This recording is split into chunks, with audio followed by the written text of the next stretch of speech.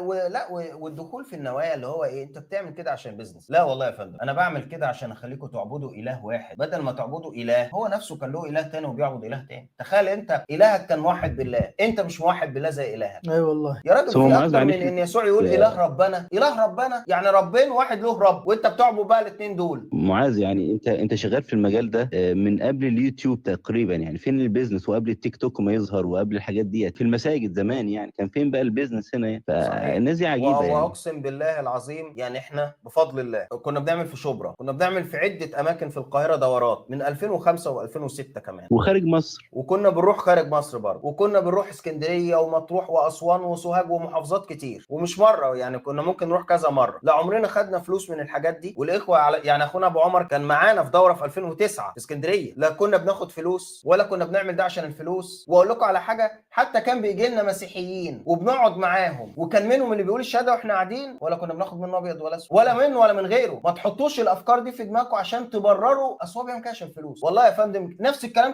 كانوا اليهود يقولوا على يسوع. احنا بنعمل كده عشان نعرفكم ان الكتاب ده كتاب محرف، مش كتاب ربنا. انتوا شايفين ان احنا كلامنا غلط، ارجعوا للمراجع وكذبونا بيها، احنا جايبين من كلام ابائكم.